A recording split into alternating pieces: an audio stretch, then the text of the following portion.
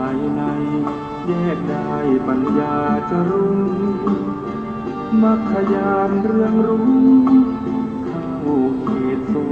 ดาบัน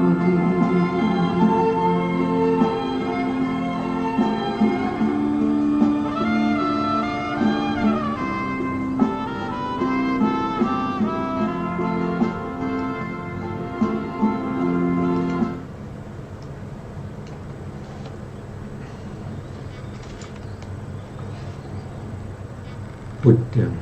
สรณังกัจฉามิธัมมังสรณังกัจฉามิสังฆังสรณังกัจฉามิกราบนมัสการพระมหาเถระพระสังฆาธิการพระเถรานุเถระสวัสดีท่านผู้ฟังและผู้ชมทุกท่านกลับมาพบกับรายการพระไตรปิฎกลอยฟ้า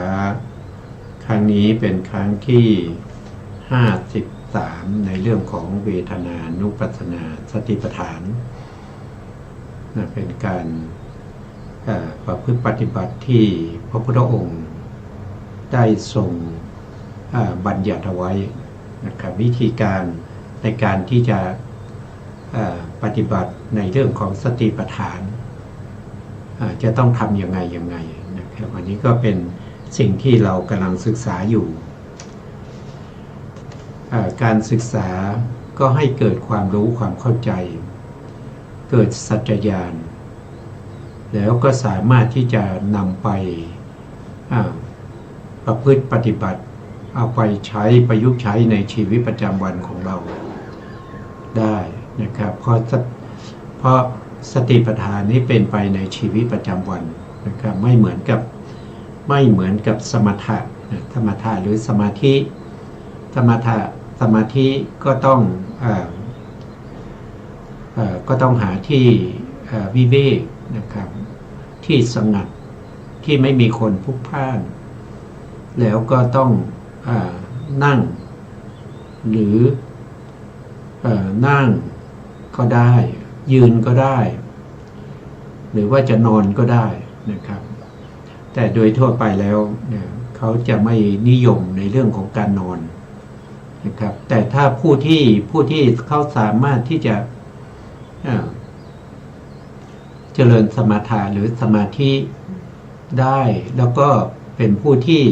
มีความชำนาญมีวสีเนี่ยจะอยู่ในอิริยาบถไหนเขาก็สามารถที่จะเจริญสมถะ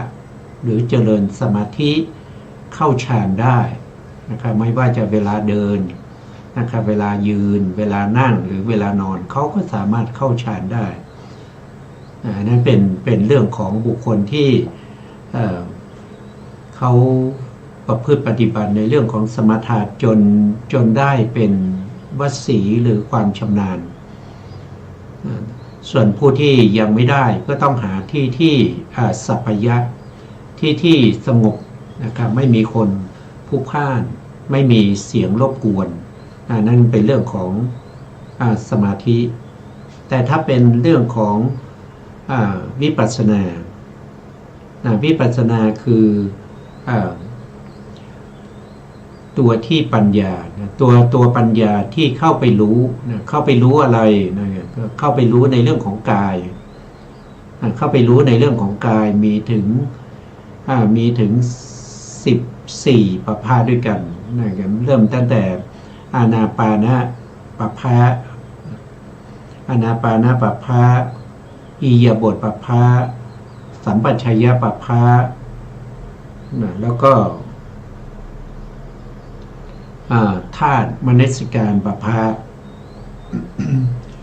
แล้วก็กายคตาสติหรือเรียกว่าเป็นปฏิกูลปภะแล้วก็ยังมีในส่วนที่เป็นเรื่องของซากศพหรือเรียกว่าเป็นอสุภะนะครับหรือเรียกว่าเป็นนวัตถิกาปภะนะครับก็จะมีอยู่ทั้งหมด9อย่างด้วยกันในส่วนที่เป็นปัจฉาเขาเรียกว่าเป็นปัจฉา9โดยทั่วไปนั่นก็เป็นเรื่องของ เรื่องของกายานุปัสสนาสติปัฏฐานตัวที่เข้าไปตามรู้ตามเห็นนั่นคือตัวปัญญาการที่เราเจริญสติปัฏฐานนั่นก็คือเราเจริญปัญญาตัวนี้นะครับแล้วก็ตัวสติเนี่ยจะเข้าไปตั้งอยู่ที่อารมณ์ตัวสติเข้าไปตั้งที่อารมณ์เพื่อจะผูกให้จิตเนี่ยนะครับเกาะอยู่ที่อารมณ์อารมณ์ที่เป็นกายนะครับก็มีอยู่ทั้งหมด14ประภะและในสติปัฏฐานในหมวดที่2เขาเรียกว่าเป็นเวทนานุปัสสนาสติปัฏฐานเวทนานุปัสสนาสติปัฏฐานก็คือการที่มีสติที่ตั้งอยู่ในเวทนาแล้วก็ปัญญาที่เข้าไปรู้ในเวทนาเหล่านั้นที่เข้าไปรู้ในเวทนาเหล่านั้นตัวปัญญาที่เข้าไปรู้ต้องรู้อะไรนะครับก็ต้องรู้หนึ่งคือต้องรู้ชัดในเรื่องของเวทนาสองก็คือต้องรู้เหตุการเกิดของเวทนาสามก็คือต้องรู้ความดับของเวทนาสี่ก็คือต้องรู้คุณของเวทนาห้าก็คือต้องรู้โทษของเวทนาหกก็คือต้องรู้อุบายเนี่ยต้องรู้อุบายในการสลัดออกจากเวทนาเหล่านั้นต้องเขาเรียกว่าต้องรู้ชัดเพราะฉะนั้นการรู้ชัดเนี่ยนะครับก็รู้ไปตามพระสูตรที่เราศึกษามานั่นก็คือได้แก่สัตตฐานะสูตรนะครับที่เราศึกษาไปแล้วนะครับจะรู้ชัดได้ยังไงก็ต้องรู้ชัดทั้งเวทนาทั้ง9ว่าเวทนามีลักษณะอย่างไรนะครับลักษณะของเวทนาเป็นอย่างไรลักษณะของเวทนานะครับแต่ละอย่างเป็นยังไงแล้วก็ต้องรู้อาการปรากฏของเวทนารู้เหตุใกล้ให้เกิดเวทนานอกจากนั้นยังต้องรู้ปัจจัยของรูปนามปัจจัยก็มีหลายอย่างนะครับก็มีหลายอย่างเช่นปัจจัยที่เราเรียกว่าอุปปัตติเหตุอย่างเงี้ยนะครับหรือว่าปัจจัย24หรือ47นะที่เรากำลังศึกษาอยู่นะครับที่เราจะรู้ปัจจัยได้แล้วก็สามารถที่จะคิดคำนวณหาตัวอำนาจปัจจัยได้โดยง่ายนั้นท่านก็ให้เราแยกปัจจัย47เหล่านั้นโดยการโดยความเป็นชาติในที่นั้นก็คืออะไรก็คือแยกปัจจัยเหล่านั้นที่มีปัจจัยและกับปัจจัยยุบันที่มีลักษณะของปัจจัยและปัจจัยยุบันแล้วก็อาการต่างๆที่เขาเหมือนกันที่เขาเหมือนกันให้ไปอยู่ในชาติเดียวกันให้ไปอยู่ในชาติเดียวกันเช่นสหชาตชาติอย่างเงี้ยสหชาตชาติก็คือปัจจัยก็คือเหตุปัจจัยแล้วก็ปัจจัยยุบันคือผลต้องเกิดพร้อมกันทั้งเหตุและผลเนี่ยเกิดพร้อมกันทั้งเหตุและผลเกิดพร้อมกันเราก็จะจัดอยู่ในประเภทที่เป็นสหชาตชาติ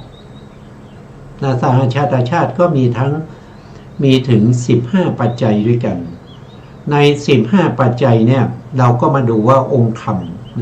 องค์ธรรมของ15ปัจจัยเนี่ยองค์ธรรมที่เป็น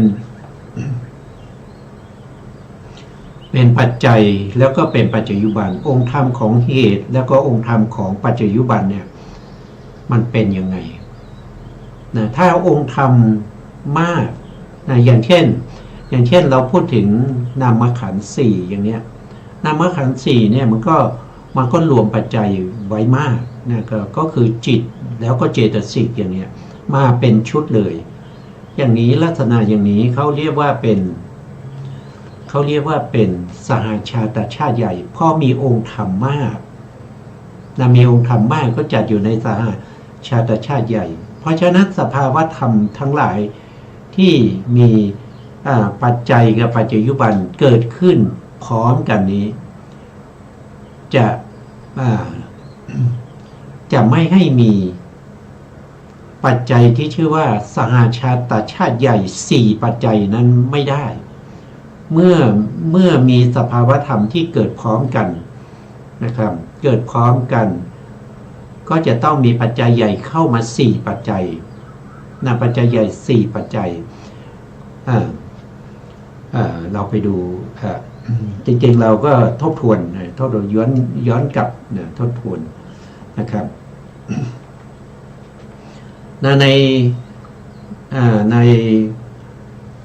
ในสหชาตชาติ15ปัจจัยนั้นนะครับก็แบ่งเป็น3กลุ่มนะกลุ่มที่1ก็คือสหชาตชาติใหญ่มี4ปัจจัยอันนี้คือ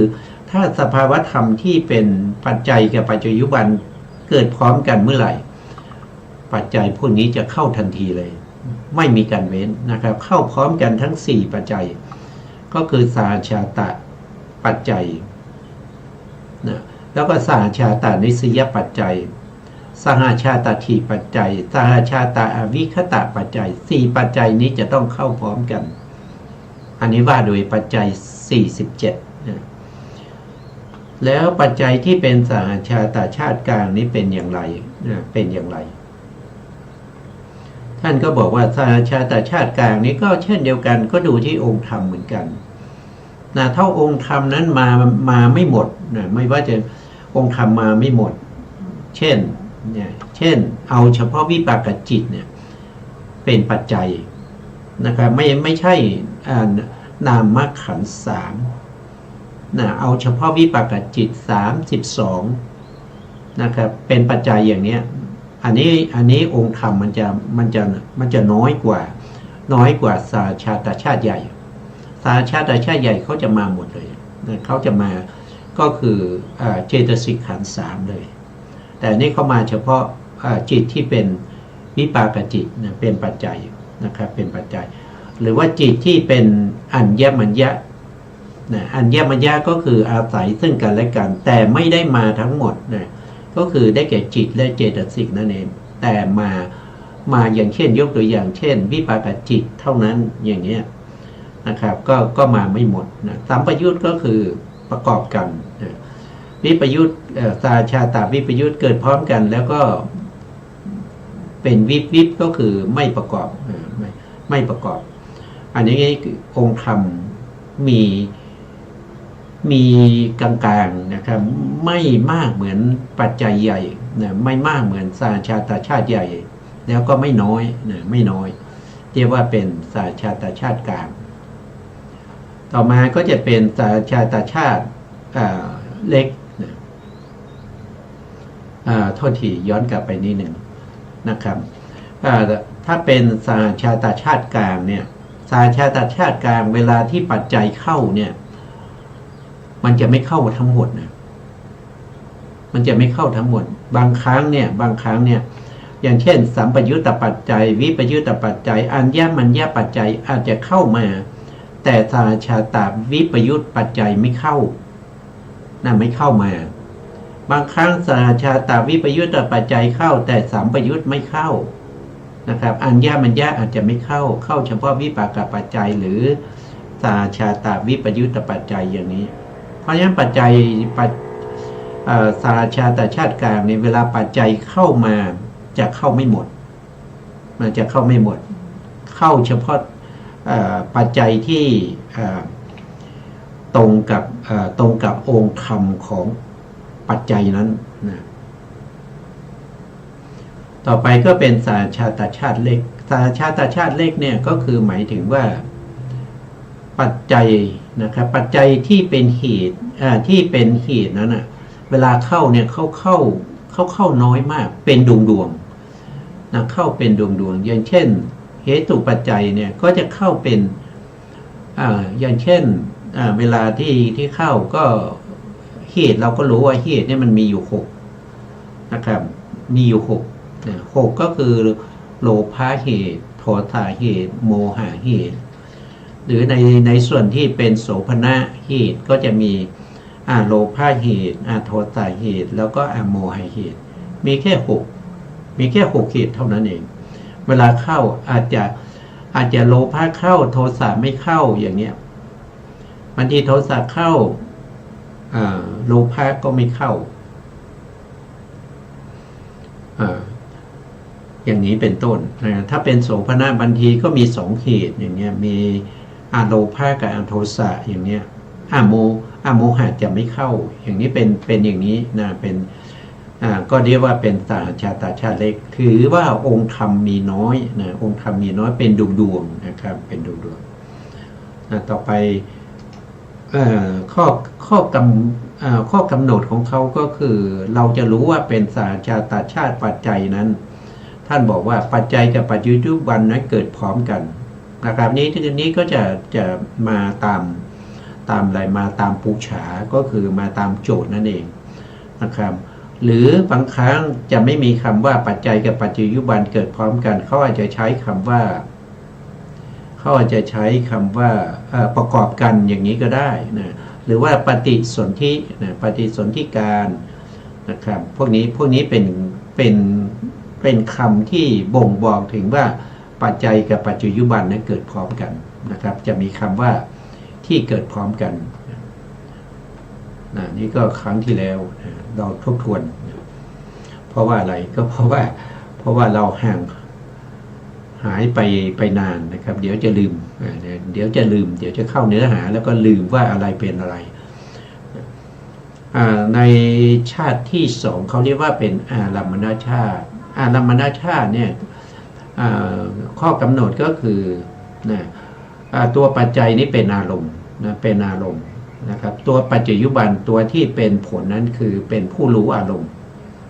ก็จะมีแค่นี้นะครับถ้าทำไหนที่ท่านบอกว่าเป็นปัจจัยนะครับปัจจัยเป็นอารมณ์ปัจจุบันเป็นผู้รู้อารมณ์นั่นแสดงว่าเป็นสหชาตชาติบางทีเขาไม่ได้บอกแต่ว่าเราดูจากปูชาหรือดูจากสภาวธรรมที่เป็นไปในแต่ละขณะนั้นเราก็จะรู้ได้ว่าอะไรคือปัจจัยอะไรคือปัจจุบันนะครับอันนี้ก็มีอยู่ทั้ง8ปัจจัยก็มีอารัมมณปัจจัยนะครับอารัมมณทิปติปัจจัยวัฏฐาลัมมณปุเรชาตานิสยปัจจัยอารัมมณปุเรชาตปัจจัยอารัมมณูนิสยปัจจัยแล้วก็วัฏฐาลัมมณปุเรชาตวิปยุตตปัจจัย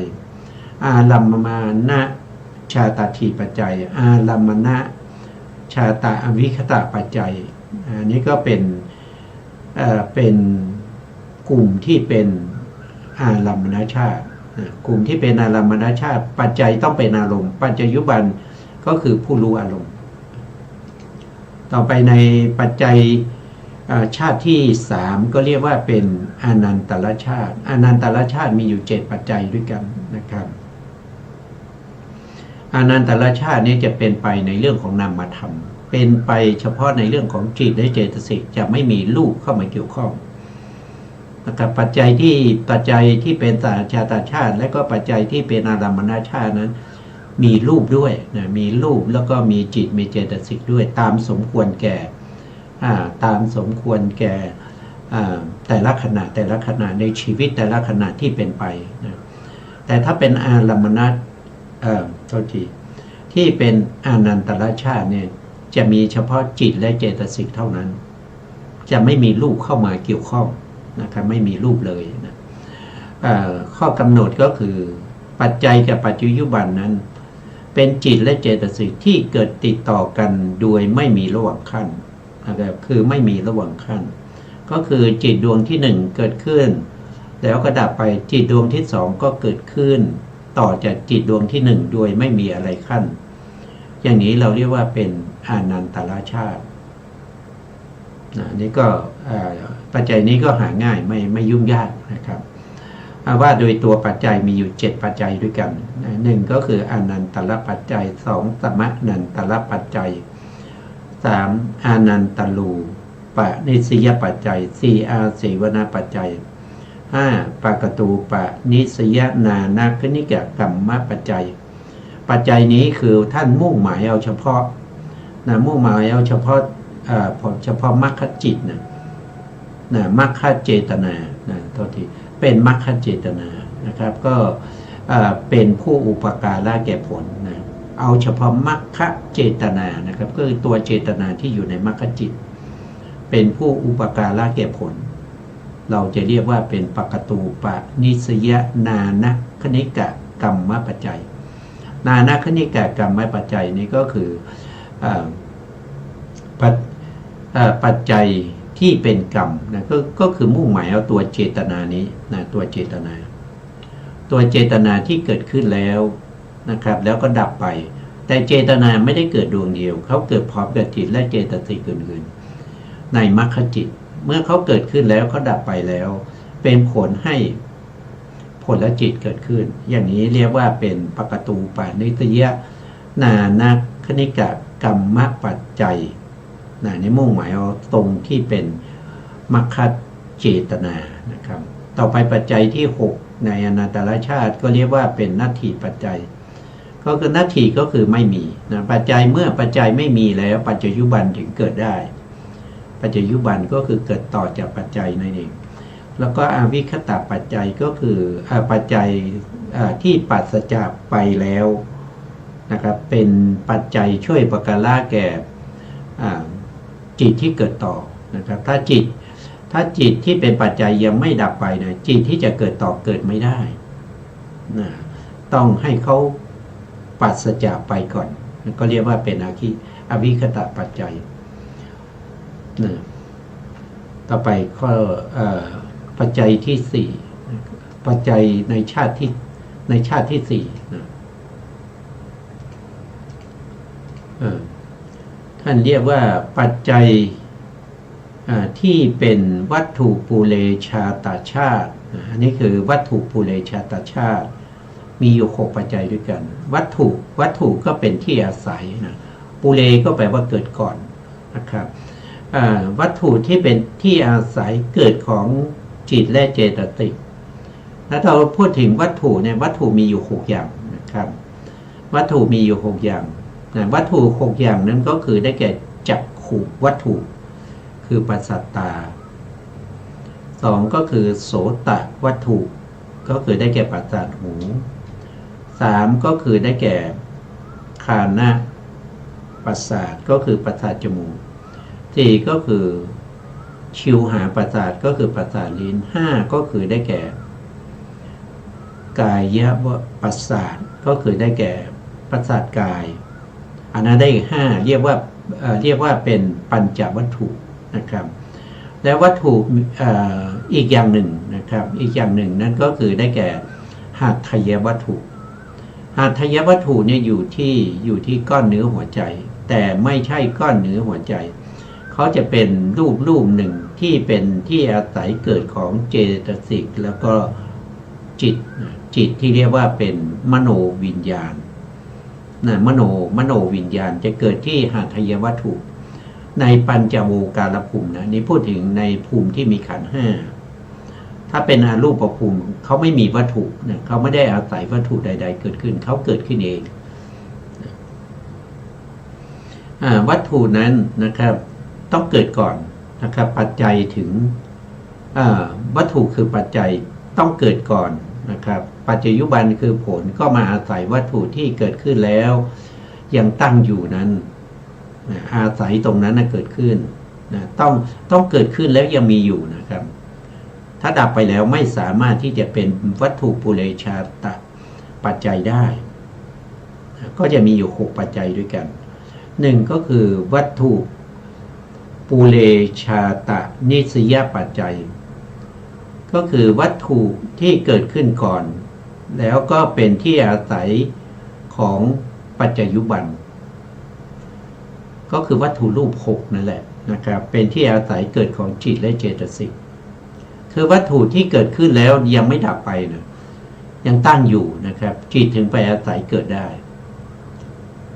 สองก็คือวัตถุปุเรชาตะปัจจัยอันนี้ก็คือวัตถุเป็นวัตถุเหมือนกันนะครับเป็นที่เกิดขึ้นก่อนแล้วก็เป็นปัจจัยต่างกับข้อที่หนึ่งข้อที่หนึ่งนี่คือเป็นวัตถุแล้วก็เป็นที่อาศัยเกิดส่วนข้อที่สองนั้นคือเป็นวัตถุเป็นวัตถุเฉยๆไม่มีคำว่านิสยะนะข้อที่สามก็คือวัตถุเขาบอกว่าปุเรชาตินทริยปัจจัยปุเรชาตินทริยปัจจัยก็คือวัตถุนั่นแหละนะมันจะมีวัตถุแต่วัตถุในที่นี้หมายถึงวัตถุที่เป็นอินทรีย์นะสามารถเป็นอินทรีย์ได้นะวัตถุที่เป็นอินทรีย์ได้เนี่ยนะก็มีหลายนะครับมีอยู่วัตถุเนี่ยมันมีอยู่หกใช่ไหมครับที่สามารถเป็นอินทรีย์ได้เนี่ยมันมีแค่ห้าเท่านั้นเองนะส่วนที่เป็นหัตถยวัตถุนั้นเขาไม่ได้เป็นอินทรีย์อย่างเช่นปัสสตาเนี่ยเขาเป็นอินทรีย์เพราะเขาเป็นใหญ่ในการเห็นเรียกว่าจักขุนสีนะครับจิตที่มาอาศัยจักขุนสีเกิดขึ้นนั้นเขาเรียกว่าเป็นจักขูวิญญาณถ้าไม่มีจักขุนสีจักขูวิญญาณเกิดขึ้นไม่ได้เมื่อจักขูวิญญาณเกิดขึ้นไม่ได้วิถีในการเห็นจะเกิดขึ้นไม่ได้เลยเพราะฉะนั้นบุคคลนั้นก็จะเป็นคนที่ตาบอดนะครับมองอะไรไม่เห็นเพราะอะไรเพราะว่าไม่มีจักขุนสีนะครับเมื่อไม่มีจักขุนสีจักขูวิญญาณจึงไม่มีวัตถุที่อาศัยเกิดก็เลยไม่เกิดก็เลยกลายเป็นคนตาบอดนะครับ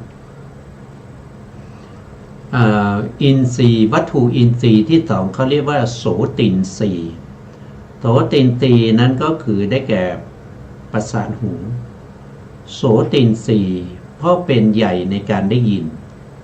นะถ้าไม่มีประสาทหูนะครับหรือไม่มีโสตินทรีย์เสร็จแล้วการได้ยินเกิดขึ้นไม่ได้เพราะฉะนั้นเขาเป็นใหญ่ก็เรียกว่าเป็นโสตินทรีย์นะจิตที่อาศัยโสตินทรีย์แล้วได้ยินเสียงก็เรียกว่าเป็นโสตวิญญาณ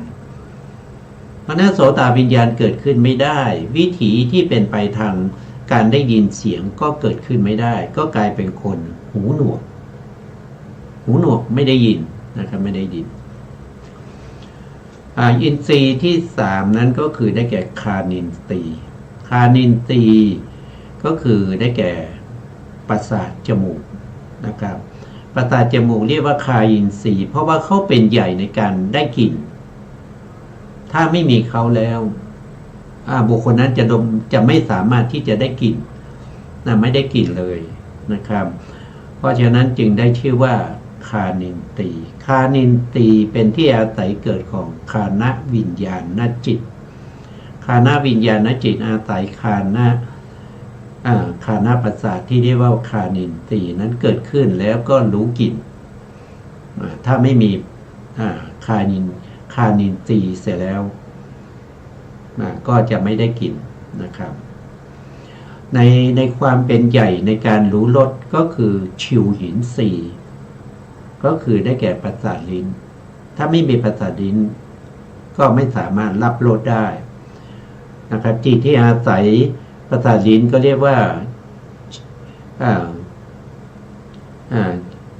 เรียกว่าเรียกว่า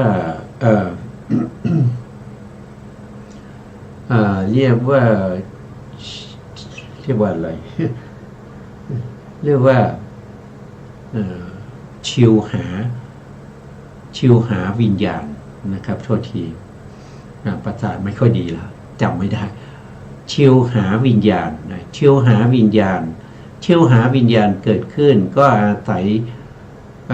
ชิวหินสีนะครับถ้าเราไม่ได้อะไรไม่ได้สาธยายบ่อยๆไม่ได้ทบทวนบ่อยๆก็ลืมได้ก็ลืมได้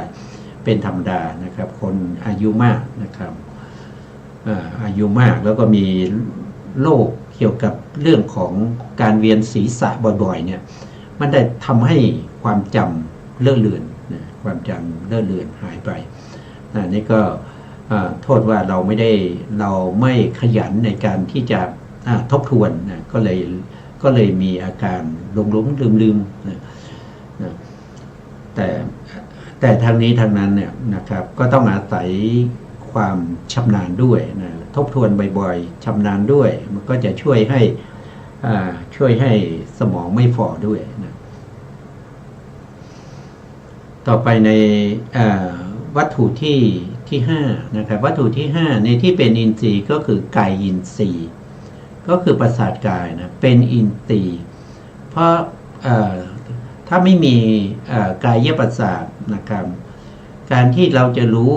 ความแข็งความอ่อนความเย็นความร้อนหรือว่าจะรู้ความตึงความไหวไม่ได้เหมือนกับคนที่เขาเป็นอัมพฤกษ์อัมพาตนะครับเขาไม่สามารถที่จะเคลื่อนไหวอิริยาบถในส่วนที่ประสาทกายเสียไปนะครับเพราะฉะนั้นประสาทกายนี้จึงเป็นใหญ่ในการที่จะรู้โพธพารมณ์รู้โพธพารมณ์โพธพารมณ์มี3นะครับก็คือปัทวีโพธพารมณ์ก็คือรู้แข็งรู้อ่อน2ก็คือเตโชโพธพารมณ์นะครับก็คือเย็นกับร้อนนะครับจริงๆแล้วเขาจะพูดเฉพาะร้อนนะแต่ร้อนน้อยนะก็คือเย็นนะครับแล้วก็3ก็คือวายโยโพธพารมณ์วายโยโพธพารมณ์นั่นก็คือรู้สึกได้ถึงความเข่งตึงนะความเข่งตึงหรือความหย่อนนะครับอันนั้นรู้ได้เพราะอาศัยกายประสาทถ้าไม่มีกายประสาทก็รู้ไม่ได้นะครับเพราะฉะนั้นกายประสาทจึงได้ชื่อว่ากายยินทรีย์และจิตที่รู้อาศัยกายประสาทนั้นก็คือกายวิญญาณจิตกายวิญญาณจิตเป็นผู้อาศัยแล้วในส่วนที่จิตในส่วนที่เหลือนะจิตในส่วนที่เหลือนี่เขาอาศัยหาทายวัตถุเกิดนะครับเขาเรียกว่าเป็นถ้าว่าโดยธาตุก็มี2นั่นก็คือได้แก่มโนธาตุก็คือได้แก่ปัญจทวาราวชนะจิต2ดวงนะที่เป็นผลของอกุศล1เป็นผลของกุศล1แล้วก็ปัญจทวาราวชนะจิตนะครับ1ดวง3ดวงนี้เรียกว่าเป็นมโนธาตุอาศัยหาทายวัตถุเกิดในปัญจโวการภูมินะตอนนี้เราพูดถึงปัญจโวการภูมิแล้วจิตที่เหลือก็เรียกว่าเป็นมโนวิญญาณธาตุมีอะไรบ้างก็เช่นอกุศลจิต12นะครับแล้วก็มหากุศลจิตมหากิริยาจิตนะครับหรือว่าจะเป็นดูปาวจรจิตพวกนี้หรือว่าจะเป็นอดูปาวจรจิตที่ในปัญจโวการภูมิของบุคคลที่เกิดในปัญจโวการภูมิพวกนี้อาศัยหาทายวัตถุเกิดแต่หาทายวัตถุนั้นไม่ได้ชื่อว่าอินทรีย์เพราะฉะนั้นเวลาส่งข้อปัจจัยถ้าเป็นหาทายวัตถุแล้วปัจจัยที่เป็นปูเลชาตินทริยปัจจัยก็ไม่สามารถที่จะเข้าได้อย่างนี้เป็นต้นนะครับในการคิดคำนวณหาปัจจัยแล้วปัจจัยที่4นะครับในวัตถุปูเลชาตชาติเขาชื่อก็คือวัตถุปูเลชาตวิปยุตตปัจจัยนะครับวัตถุปูเลชาตวิปยุตตปัจจัยก็คือตรงนี้เดี๋ยวโทษทีนะตรงนี้ทำไมวัตถุก็คือวัตถุรูป6นั่นเองที่เกิดก่อนนะครับแล้วก็วิปยุตตปัจจัยก็คือตัววัตถุกับตัวปัจจุบันที่อาศัยวัตถุนั้นเขาเป็นเขาเป็นวิปยุตอันนี้ก็คือถ้าว่าไปแล้วจะเข้าในเพราะว่าวัตถุนั้นมันเป็นรูปนะครับปัจจุบันนั้นมันเป็นนามนะครับมันก็จะต้องได้วัตถุปุเรชาตวิปยุต ปัจจัยเสมอนะข้อนี้นะถ้าวัตถุเป็นรูปนะครับแล้วก็ปัจจยุบันเป็นนามก็จะต้องได้วัตถุนี้จะต้องได้ปัจจัยที่สี่นี้คือวัตถุปุเรชาตะวิปยุตตปัจจัยเข้าเสมอเลยแล้วก็วัตถุปุเรชาตถินะชาตถิวัตถุปุเรชาตถิก็คืออะไรก็คือวัตถุที่เกิดขึ้นแล้วนะครับยังมีอยู่นะครับตัทถิเนี่ยก็คืออัฐินั่นอัฐิไม่ได้แปลว่ากระดูกแต่ในที่นี้เขาแปลว่ายังมีอยู่นะครับอันนี้ก็คือวัตถุที่เกิดขึ้นแล้วยังมีอยู่นะปัจจยุบันนะครับจิตและเจตสิกถึงอาศัยได้ข้อที่6วัตถุปุเรชาตะอวิคตะปัจจัยอันนี้ก็คือ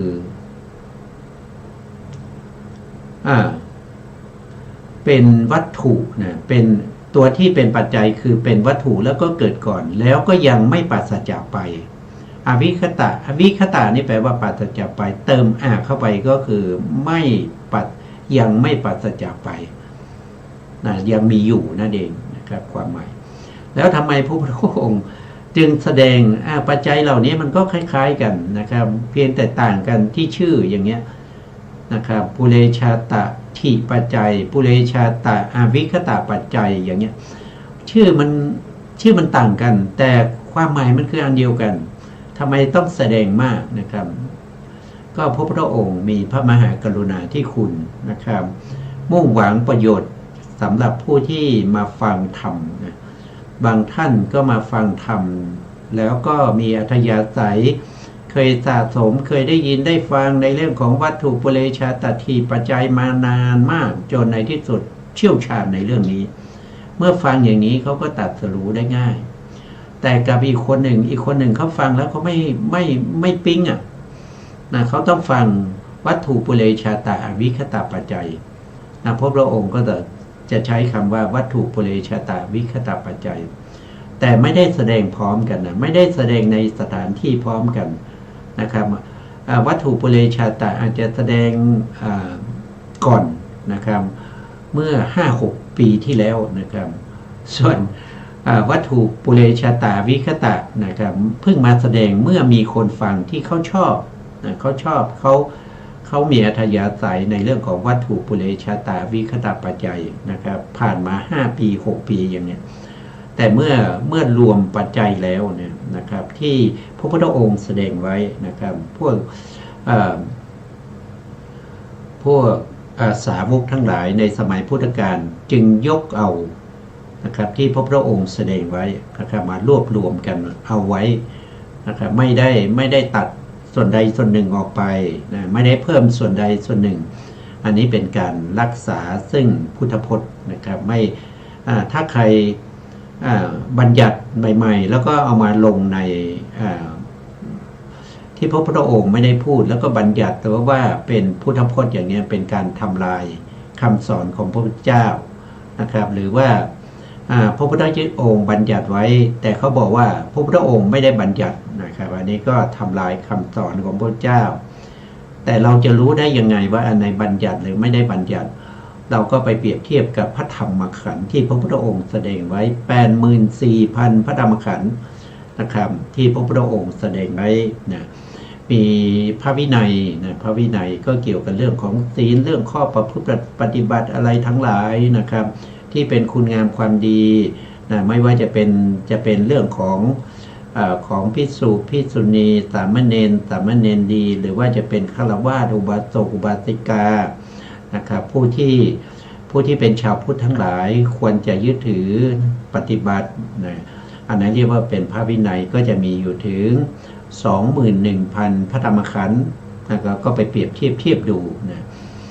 อันที่สองนะเขาเรียกว่าเป็นพระสูตรนะเป็นพระสูตรก็เป็นเรื่องของข้อประพฤติปฏิบัติเหมือนกันแต่มีตัวละครมีใครทำอะไรที่ไหนเมื่อไรพระสารีบุตรนะครับได้แสดงธรรมแก่พระภิกษุในสมัยที่พระพุทธองค์จำพรรษาอยู่ที่วัดเชตวัน เป็นวัดที่อนาถบิณฑิกาเศรษฐีเป็นผู้สร้างนะครับแล้วพระพุทธองค์ก็ให้พระสารีบุตรแสดงอย่างเงี้ยมันก็อันนี้ก็เรียกว่าเป็นพระสูตรโดยส่วนมากพระสูตรนี้ก็จะเน้นหนักไปในเรื่องของโดยเทียบไปเนี่ยเขาเรียกว่าเป็นสมาธินะเป็นสมาธิส่วนในเรื่องของพระวินัยก็เป็นศีลนะพระสูตรก็เป็นสมาธิพระสูตรก็ว่าโดยธรรมขันธ์ก็มีถึง 21,000 พระธรรมขันธ์นะครับก็ไปเทียบดูนะครับก็ไปเทียบดูในพระสูตรว่าคำที่เราได้ยินมาหรือว่าคำที่เขาพูดกันบ่อยๆนะครับเป็นพุทธพจน์หรือไม่นะครับก็ต้องไปเทียบดูในพระไตรปิฎกแล้วก็พระไตรปิฎกนี้ต้องยึดถือกันมาตั้งแต่สมัยพระพุทธเจ้านะครับแล้วก็มาทำสังคายนาหลายแต่ละครั้งมาจนถึงปัจจุบันนี้ไม่ใช่เป็นนิกายอื่นต้องเป็นนิกายเถรวาทเพราะเถรวาทนี้เป็นพระไตรปิฎกของเถรวาทนี้จะไม่มีคือเขาห้ามนะเขาห้ามเลยนะครับเถรวาทนี้ห้ามลบออกห้ามเพิ่มเติมนะครับในพระบาลีนะพระบาลีก็คือฉบับที่เป็นบาลีนะถ้าเป็นฉบับที่แปลนะอาจจะแปลแล้วอาจจะใช้สำนวนที่ต่างกันนะแต่สรุปแล้วเนื้อหาเหมือนกันก็ใช้ได้นะคำแปลนี่ไม่ได้ยึดถือว่าเป็นพุทธพจน์นะพุทธพจน์ต้องเป็นบาลีนะครับต้องเป็นบาลีนะเพราะฉะนั้นบาลีเนี่ยจะไม่มีการแก้ไขไม่มีการเพิ่มเติมลบออกอะไรทั้งสิ้นเป็นยังไงก็ต้องเป็นอย่างนั้นตั้งแต่สมัยพระพุทธองค์ยังทรงพระชนชีพอยู่ส่วนคำแปลเนี่ยอาจจะแปลได้หลายอย่างนะครับเพราะบาลีแต่ละคำเนี่ยอาจจะมีความหมายที่สามารถที่จะมีความหมายหลายอย่างนะครับแต่ถ้าแปลแล้วเนี่ยถ้าเนื้อหาเปลี่ยนไปถ้าเนื้อหาเปลี่ยนไปนั่นแสดงว่าแปลไม่ถูกนะครับถ้าแปลแล้วเนื้อหายังเป็นเรื่องเดียวกันแล้วก็ขอให้ตามกันไปนะครับและไม่ขัดแย้งกันนะครับไม่ขัดแย้งข้อใดข้อหนึ่งใน 84,000 พระธรรมขันธ์เนี่ยจะไปขัดแย้งข้อใดข้อหนึ่งไม่ได้นะครับมันต้องเป็นไปในทางเดียวกันอันนั้นถึงจะแปลถูกนะครับส่วนพระอภิธรรมพระอภิธรรมมีถึง42,000 พระธรรมขันธ์ก็คือได้เท่ากับพระวินัยกับพระสูตรเนี่ยเอามารวมกันแล้วก็เป็นอภิธรรมอย่างเงี้ยนะว่าโดยข้อธรรมนะไม่ใช่เอาอันนี้ว่าโดยอุปมาอุปไมยนะแต่ถ้าเป็นธรรมในพระอภิธรรมเนี่ยเป็นถ้าเราเรียกว่าไปก็คือเป็นทฤษฎีข้อธรรมนะเพราะอภิธรรมเนี่ยจะไม่มีใครทำอะไรที่ไหนจะมีตัวธรรมโดยตรงๆนะครับเป็นทฤษฎีเป็นสภาวะธรรมจริงๆนะเป็นสภาวะธรรมจริงๆนะไม่มีใครทำอะไรที่ไหนเข้ามาเกี่ยวข้องนะครับจะพูดเฉพาะสภาวะธรรมเท่านั้นมีถึง 42,000 พระธรรมขันธ์แล้วพระอภิธรรมนี้ก็เทียบได้กับตัวปัญญานะเพราะฉะนั้นพระธรรมคำสั่งสอนของพระพุทธเจ้าท่านจึงเรียกว่าสิกขาสามคือพระวินัยก็เป็นศีลสิกขาพระสูตรก็เป็นจิตตสิกขาพระอภิธรรมก็เป็นปัญญาสิกขานะถ้าเราเรียนพระอภิธรรมนั่นแสดงว่าเราเป็นผู้มีปัญญานะเราเป็นผู้มีปัญญานะถ้าใครเน้นหนักไปในพระสูตรก็พวกนี้ก็จะเป็นสมาธินะครับก็เป็นสมาธิถ้าใครเน้นหนักไปในเรื่องของศีลพวกนี้ก็เป็นเบื้องบาทเป็นพื้นฐานที่จะรองรับสมาธิแล้วก็รองรับปัญญานะครับแต่ทั้ง3สิกขานี้นะทั้งพระวินัยพระสูตรและก็พระอภิธรรมนี้สามารถที่จะเข้าถึงอริยสัจสี่สามารถที่จะตรัสรู้ตามพระพุทธองค์ได้ไม่มีปัญหา ที่ท่านมีคำกล่าวว่าถ้าใครศึกษาพระสูตรดีๆนะครับก็สามารถตรัสรู้ได้ตรัสรู้แล้วเขาเรียกว่าเป็นบุคคลที่เชี่ยวชาญในเรื่องของวิชา3ได้วิชา3นะครับนะแต่ถ้าใครเชี่ยวชาญในเรื่องของพระสูตรจนสามารถตรัสรู้ได้อย่างนี้เนี่ยเขาจะได้เขาเรียกว่าเป็นอภิญญาหกนะเป็นผู้ที่ได้อภิญญาหก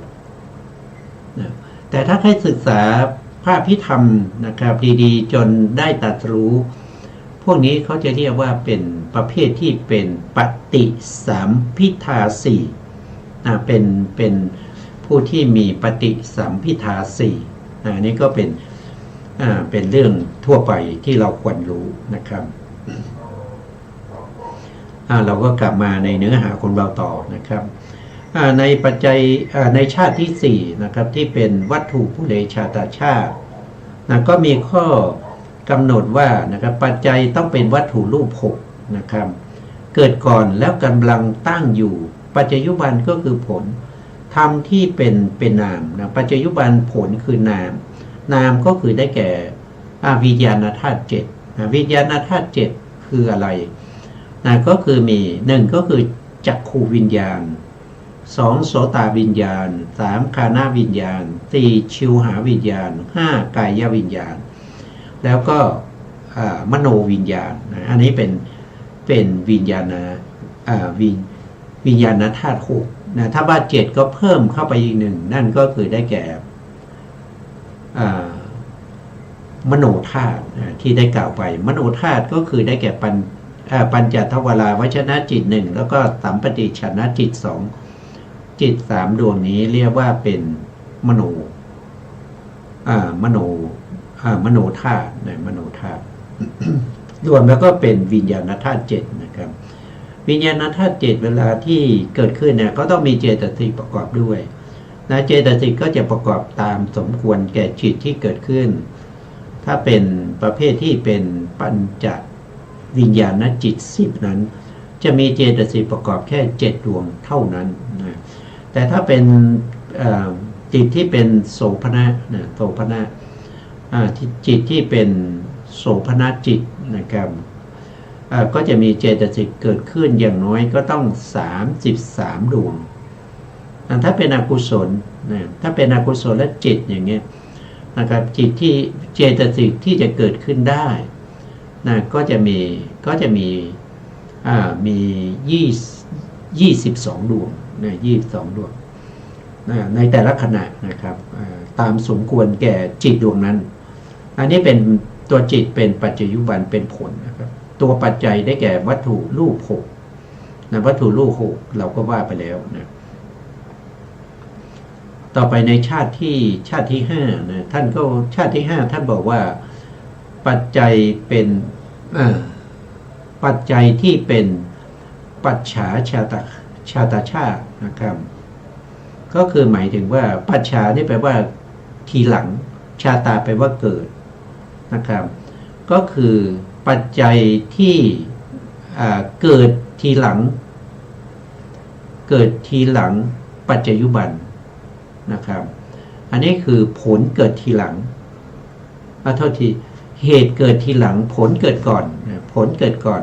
เพราะนั้นเหตุเกิดทีหลังจึงเรียกว่าเป็นปัจจัยที่เป็นปัจฉาชาตชาติมีอยู่4ปัจจัยด้วยกันนะครับก็คือได้แก่ปัจฉาชาตปัจจัยปัจฉาชาตปัจจัยก็คือได้แก่ปัจจัยคือนามนะได้แก่จิตและเจตสิกที่เกิดทีหลังนะครับเป็นปัจจัยช่วยอุปการะแก่รูป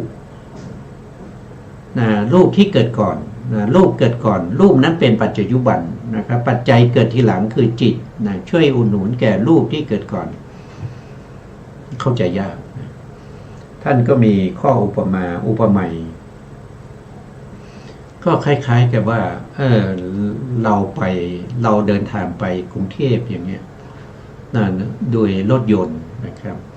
รถยนต์เนี่ยอาศัยน้ำมันก็วิ่งไปใช่ไหมวิ่งไปยังไม่ถึงกรุงเทพเลยน้ำมันมันจะหมดแล้วนะเพราะฉะนั้นก็ต้องเติมน้ำมันนะครับ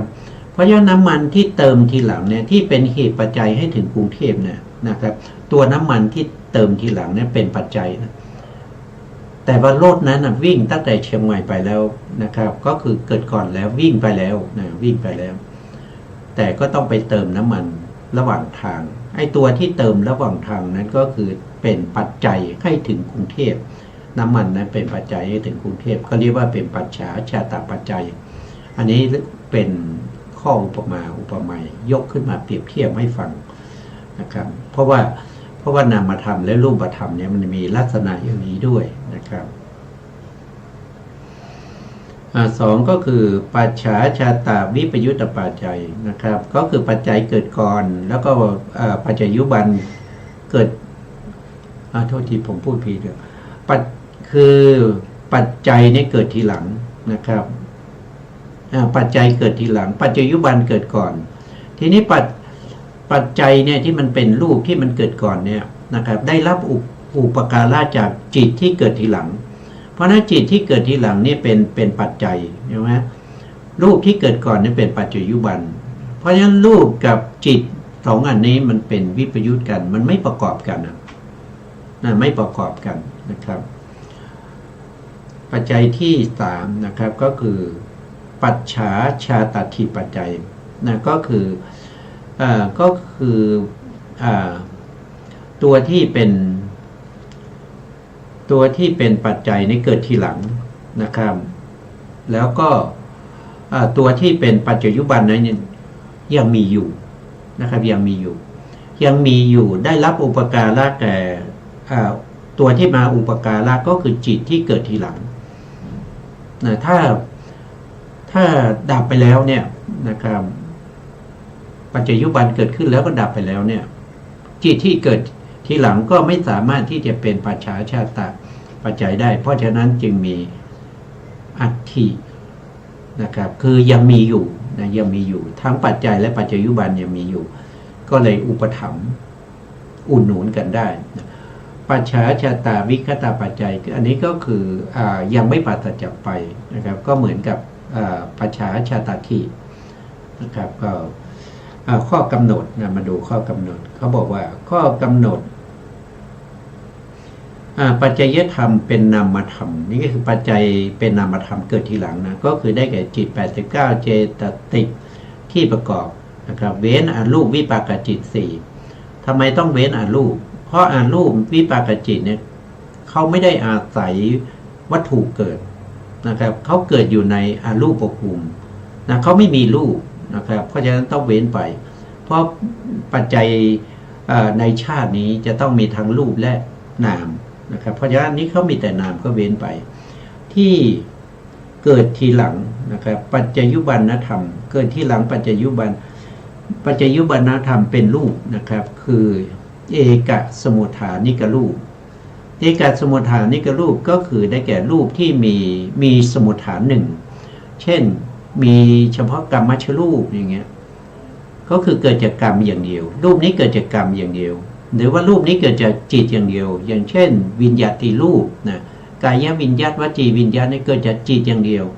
อันนี้เรียกว่าเป็นเอกสมุฏฐานิกรูปทวิสมุฏฐานิกรูปก็คือปัจจัยที่เกิดจากสองสมุฏฐานนั่นก็คือได้แก่ศรัทธาก็เกิดจากอุตุกับเกิดจากจิตนะครับถ้าเป็นตินี่ก็คือได้แก่วิการและรูป3นะครับก็เกิดจากอุตุเกิดจากจิตแล้วก็เกิดจากอาหารนะครับถ้า4สมุฏฐานก็คือที่เหลือทั้งหมดหรือกายคือเอกชกายทวิชกายจตุชกายอันนี้ก็คือได้แก่เอกะก็คือ1นะครับทวิก็2นะแต่วันนี้เวลาเราหมดแล้วนะครับก็ขอยุติไว้แค่นี้นะเพราะว่าซึ่งการศึกษาภาพพิธรรมอย่างที่เรารู้นะครับก็ศึกษาแต่ทฤษฎีนะครับมันก็ไม่มีตัวละครนะครับสุดท้ายนี้ก็ขอ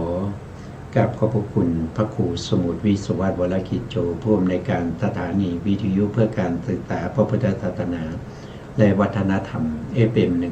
104.5 เมกะเฮิรตซ์วัดไผ่หินจังหวัดเชียงใหม่และขอกราบขอบพระคุณพระครูปริยัติยานุศาสตร์ขอบคุณท่านผู้ฟังและผู้ชมทุกท่านนะครับที่ให้เกียรติติดตามในรายการพระไตรปิฎกลอยฟ้าพบกันใหม่ในครั้งต่อไปครับวันนี้ลาไปก่อนครับสวัสดีครับ